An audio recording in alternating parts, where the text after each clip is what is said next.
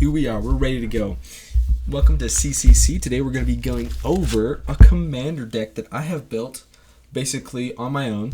This is my first commander deck I really had. It's been going over a process of changes over the while, but one thing has remained the same, and that is the commander Aryel, Knight of Windgrace. You guys probably have seen this. This girl is a 4/4 with vigilance, and she can create 2/2 knights, tap 2/2 knights, and then destroy target opponents. Now, as you would imagine, this deck would be full of knights. However, I'm not a rich boy, and I don't fill it up with knights as well. And because she was a black and white creature, I thought, you know what? Let's fill this thing up with vampires as well. So we're going to do, I'm going to show you some of the renditions that I've made, and I also have pulled up the, according to edhrec.com, they have a commander deck built based on her as well. And just kind of going to go over the differences that we have and mainly the similarities, seeing how we're going on, ooh, a Japanese land. Gnarly. And so I'm just trying to separate right now the lands. The cool lands as well, I'm going to show, because some of them are pretty cool looking. But other than that, just want to go over the cards that we have in here. Sorry, there we go. We are Gucci. First off, I want to show you the legendary creatures that this deck basically runs off of. And more legendary creatures should be added to this deck. Basically, I want to show you the synergy, right? I understand the needs, that's the word, of this.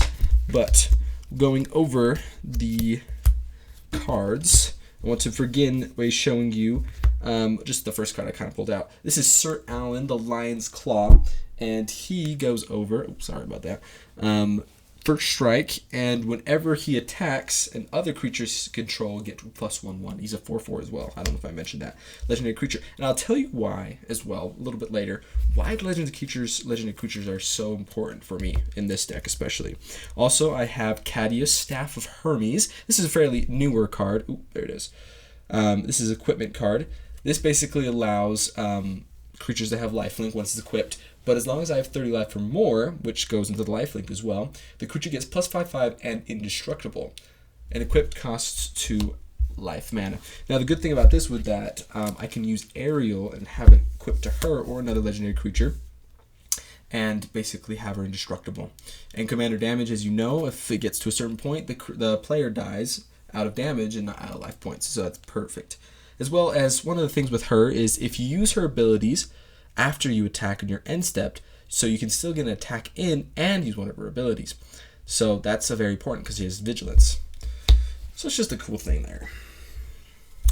One of the things that I did see that this deck online has that I also have is the Corpse Knight. Whenever another creature enters the battlefield under your control, each opponent loses 1 life. Here's a common card. It actually cost $1.99. Whoa, what the heck? According to some marketing things on here, it says that it's about $1.50 to $2. When Windgrace Aryel costs about 25 cents. So interessante. She's not a super popular or super rare, I guess I should say, commander. But other than that, let's see what else we have. Well, those are lands. Let's get rid of those. Basically, I just want to show you the more spicy stuff because that's what's basically what, that's what you're going to care about anyways. This is why the legendary cards are so important, by the way. This card. It's called the War of the Last Alliance. It's also pretty new. This card allows me for 2 turns to search up to a legendary card in my deck and to pull it out and put it into my hand. And then the third one, creatures I control gain double strike until end of turn, and then the ring tempts you. So this is from the Lord of the Rings booster sets. But this card allows me to pull out 2 legendaries. And what's good about that is that I can pull out a legendary creature. And now I'm not a super in like the rules here. I mean, like, I know the rules, but I don't know all the rules. I'm going to look up something real quick.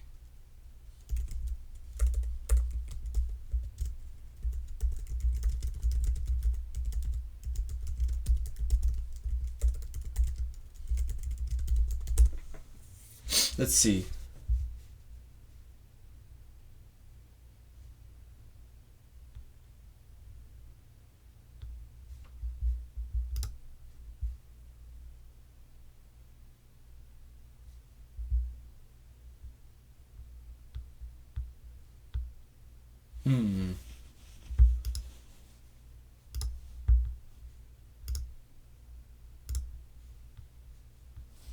Now, I just want to make sure. So, if this is true, it says that there's a legendary planeswalker counts legend creature, typical standard legal expansion sets used to contain no more than 10 to 15 legendary cards, all being classed as legendaries. So it could be a legendary creature. Basically, what I'm trying to say is that this legendary planeswalker is one of the biggest things and assets to my deck. And this is why I said I went into more of a vampire / other thing kind of deck, and that is because of this card right here. This is Sorin, Vengeful Bloodlord. Let's see, one second. Bloodlord. Sorin, Vengeful Bloodlord is about $2. If he's fancy, he's about $3. Okay. Just making sure.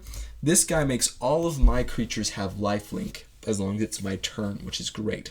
And I can do damage, 1 damage, and gain 2+ on his thing. And what happens is, here's the great thing, is that I can use his ability, the -X1, to take creatures from the graveyard and put them onto the battlefield, and they're vampires in addition to their other types. Now that is good because, as you'll see later on, I have several cards that will help me in this. And this is why I should probably, out of this deck, create 2 decks, one focused on knights and one focused on vampires, because of him and the synergy he has with a few other cards. As we go through, we have cards, we have vampires, knights, we have Ring Tempts You kind of cards, we have Samwise the Stout-Hearted. He's not super into the synergy of this deck. There's also a third synergy in this deck. This is why this deck was kind of like, and you guys are probably like, bad. 3 synergy kind of things you're trying to put in, and that is with, for example, Underworld Coinsmith. It was with enchantments, allowing me to gain life and have my opponents lose life depending on enchantments, because there's quite a bit of enchantments, not a lot, but quite a bit. But here's one card I will show you. This card also pulls out any kind of card I need, which can be the legendary planeswalker. It can be that legendary enchantment. Demonic Vigor is a very useful card, putting it on your commander. General's Enforcer. This is another card that allows me like another incentive to put more legendaries. It says legendary humans you control have indestructible. Pulling out this card and allowing my legendary creatures to be indestructible, which most of them are humans, is insane. As long as it also makes human soldiers. I also have Danitha. You guys probably have seen Danitha. She is a human knight, and she, aura and equipment spells you cast 1 less. Cost 1 less to cast. There's another knight. I also have the Spellbook Vendor. I can create sorcerer role tokens on creatures I control. So that's enchantments, right? For every enchantment I put on the field. That's why I have the Coinsmith guy. Okay, let's see here. Human Knights, Knight of Malice, some murder, some leveling up knights, 2 to 4. This guy gives my other creatures +2/2 at full level. That's pretty nice. One of the other creatures that I like is Baird, Steward of Argive. This is another legendary creature, key to my deck. It makes it so my opponent has to pay mana to attack, and he also has Vigilance. So pulling out that guy with the enchantment as well. It just depends on the situation. I also have Vampire Cleric, Pitless Pontiff. She gets indestructible and Death Touch. That's the other one. I have Davriel, Rogue of Shadowmaid, Planeswalker, one of the lesser kinds, not a super good one. Dub, another enchantment. The Eldest Reborn enchantment, the 3 saga thing that allows me to sacrifice opponent or Planeswalker of another. Sorry, the opponent has to do it. They have to discard a card later, and then I get to pull a creature card from my graveyard. I have some Sorin-based card spells. Witch's Cottage Land.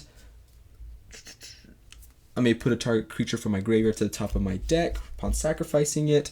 Vampire Knights. So that's the thing. There's a lot of like Vampire Knights and kind of things like that that are related to each other that just helped me, you know, be able to do these type of things. Let's see. Other cards that go with this deck. Okay, I'm pulling out some. Blessing of Belzenok. Target creature gets +2/+1 until end of turn. If it's legendary, it also gains lifelink. That one's also pretty good. I have Ob Nixilis, the Hate Twisted Planeswalker. A lesser Planeswalker as well. But hey, as long as he's alive, I deal damage to players as long as they draw cards. Which, I play a lot with my brother, and he likes to draw cards a lot. So that one's pretty nice. Okay, I'm getting there. Some more knights, more equipments, more vampires. The Grave Waker Bird that allows me to take up creature cards from my graveyard and put them into the battlefield. I have enchantments that put on white knights. The Hall of Heliod's Generosity.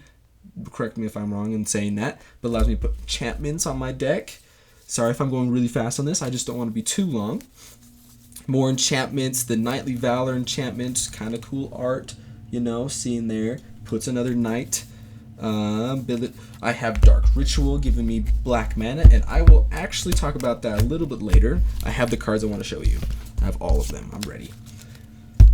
But before that, I just want to see. So based on this Knight of Windgrace, some of their top cards they have is like the 3 Trees City, choosing a creature type. They have the Rabbit Knights, Knight's Charge, Knight Exemplar. It's very focused on knights.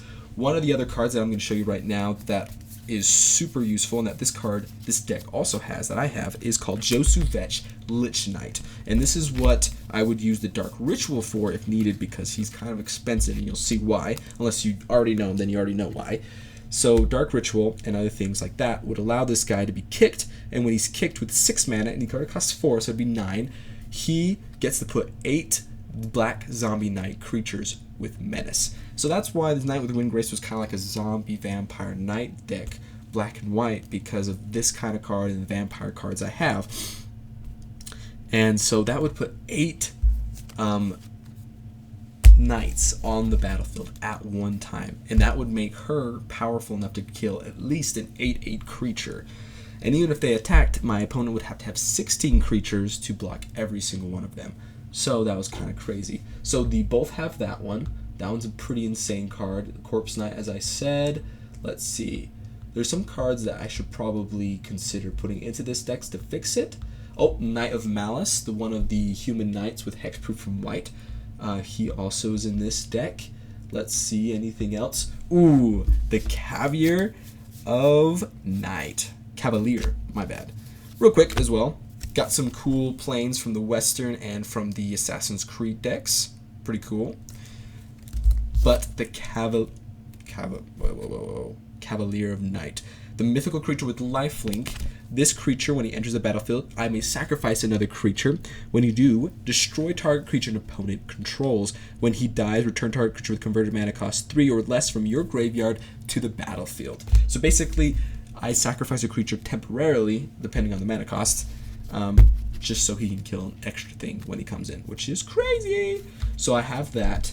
So one of the synergy things, another little synergy thing is the Tempting Ring that I have. So like 4 things in one. So it's not a great deck. I understand that.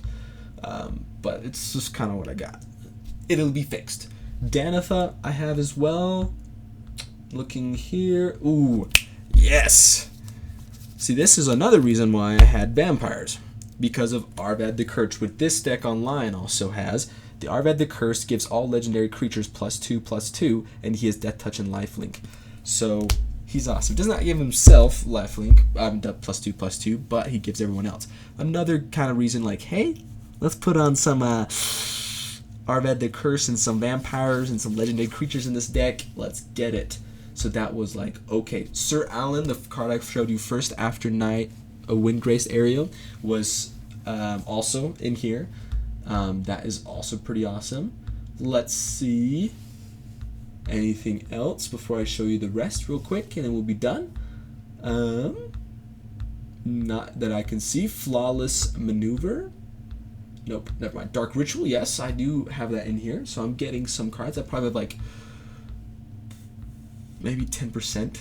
Oh, Read the Bones. I do have that card, but not in this deck. Kindred Dominance. I've seen that card. I do not have it. I have in one other deck. A Precon. But let's see here. Precons are great, but they're also not fair sometimes. Vanquisher's Banner. I have that in another deck, and I'll show you eventually. Oh, Shining Armor. Do have that one. This one, he has 0 and 2 and has Vigilance. Cadius, the Staff of Hermes, also have that one. Let's see. So probably 10% of my deck is in accordance with this online deck. I feel like these are just renditions of other like cards that you can possibly put in this deck, making it good. Hopeful Vigil, also have that one. Hopeful Vigil was the one that is an enchantment. It creates a white knight, and I get a scry 2.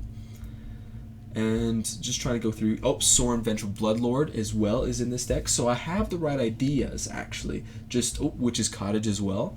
But it's just kind of choppy. Memorial to Folly, yes. The enchantments I also would need to put some more in here. Path of Ancestry, nope. This is getting to land, so we're almost done here. Yep, I just have the Scarned Baron land. Okay, that's it. We're good. So there's that. Some other renditions I have is Inherited Envelope from the Lord of the Rings booster pack as well, which allows me to be tempted by the ring. So for at least, I have not looked at all the cards, but for at least I have 3 tempting ring cards. What are the other synergies that I had? Oh, by the way, another cool land. Wow! That I had with the vampires. This is why I had the vampires, was because of Cordial Vampire. If you have ever Cordial Vampire, when he or another vampire creature dies, you put a 1/1 counter on each vampire. Now, pair that with the Blade of the Blood Chief, and whenever a creature is put on into the graveyard for the battlefield, put a 1/1 counter on equipped creature. If the equipped creature is a vampire, put 2 1/1 counters on him instead. And then finally, so that's like the vampire things, right? Putting 1/1 counters and things like that. And then Yawgmoth's Vile Offering. This is one of the first cards I had along with Windgrace when Aryel, my brain fart.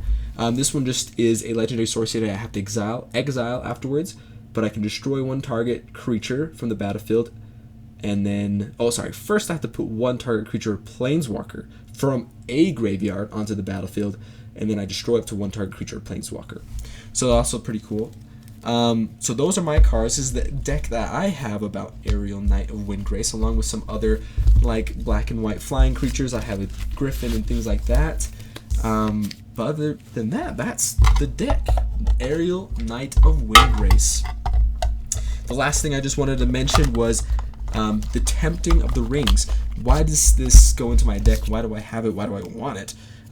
Because I like some of their things. So if you have the ring, you can know that the first time your ring is tempted is legendary. So you put on, you can put it onto a creature that is legendary or not legendary, and it becomes legendary no matter what, and can't be blocked by creatures with greater power. So that kind of just helps protect my commander.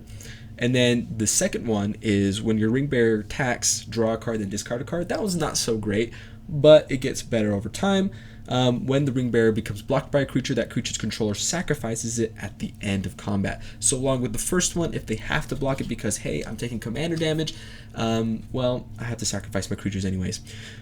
Whenever your ring bearer deals combat damage to a player, each opponent loses 3 life. That's the 4th one. So if I can get my commander tempted 4 times, my enemy will be losing 3 life each time. So that is Aryel, Knight of Windgrace. Thank you for joining me. Sorry it was a little long, but here we are, CCC.